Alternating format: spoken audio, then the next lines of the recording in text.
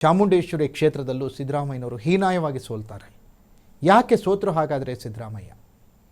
ಸೋಲಿಕ್ಕೆ ಕಾರಣ ಯಾರು ಅಥವಾ ಸೋಲಿಸಿದ್ಯಾರು? ಅವ್ರನ್ನ ಸೋಲಿಸಿದ ನಂತರ, ಸಿದ್ದರಾಮಯ್ಯನವ್ರನ್ನ ಸೋಲಿಸಿದ ನಂತರ ಸಿದ್ದರಾಮಯ್ಯನವರ ಸಂಪರ್ಕಕ್ಕೆ ಸಿಗಲಿಲ್ಲ ಆ ಮಹಾನಾಯಕರು. 2 ವರ್ಷಗಳ ಕಾಲ 2018ರ ನಂತರ 19-20ರವರೆಗೂ ಕೂಡ ಸಿದ್ದರಾಮಯ್ಯನವರು ಫೋನ್ ಕರೆ ಮಾಡಿದರೂ ಸ್ವೀಕರಿಸ್ತಿರಲಿಲ್ಲ ಆ ನಾಯಕರು. ಯಾಕೆ ಸ್ವೀಕರಿಸಲಿಲ್ಲ? ಯಾಕೆ ಸಿದ್ದರಾಮಯ್ಯನವರ ಸಂಪರ್ಕವನ್ನು ಕಡಿತುಕೊಳ್ತಿದ್ರು?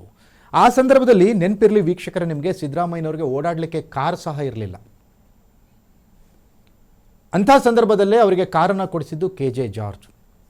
ಅಫ್ಕೋರ್ಸ್ ಈ ಚುನಾವಣಾ ಸಂದರ್ಭದಲ್ಲಿ ಅವರ ಫಿನಾನ್ಷಿಯಲ್ ಮ್ಯಾನೇಜ್ಮೆಂಟ್ ಅಂತ ಏನು ಸಿದ್ದರಾಮಯ್ಯನವ್ರದ್ದಿತ್ತು, ಚುನಾವಣಾ ವಿಚಾರಗಳಂತ ಏನಿತ್ತು, ಅವರನ್ನು 3-4 ಜನರನ್ನು ತುಂಬ ಹತ್ತಿರದಲ್ಲಿ ಬಿಟ್ಕೊಂಡಿದ್ರು. ಆವಾಗ ಬೈರತಿ ಸುರೇಶ್ ಇನ್ನೂ ಮಂತ್ರಿ ಆಗಿರಲಿಲ್ಲ, ಬೈರತಿ ಬಸವರಾಜ್ ಇದ್ರು. ಅವರೇನು ಹತ್ತಿರದಲ್ಲಿ ಇರಲಿಲ್ಲ ಇವರಿಗೆ. ಆದರೆ 2013-18ರ ಅವಧಿಯಲ್ಲಿ ತೀರಾ ನಿಕಟವಾಗಿ ಸಿದ್ದರಾಮಯ್ಯನವ್ರ ಜೊತೆಗೆ ಇದ್ದವರು, ಓಡಾಡಿದವರು KJ ಜಾರ್ಜ್ ಅವರಿದ್ದರು, HC ಮಹದೇವಪ್ಪ ಇದ್ದರು, MLC ಗೋವಿಂದರಾಜು ಇದ್ದರು.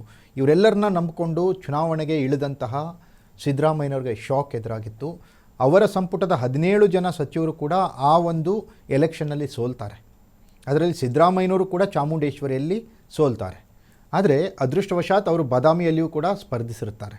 ಅವ್ರಿಗೆ ಯಾಕೋ ಒಳ ಏಟಿನ ಒಂದು ಅರಿವಿತ್ತು ಅನಿಸುತ್ತೆ.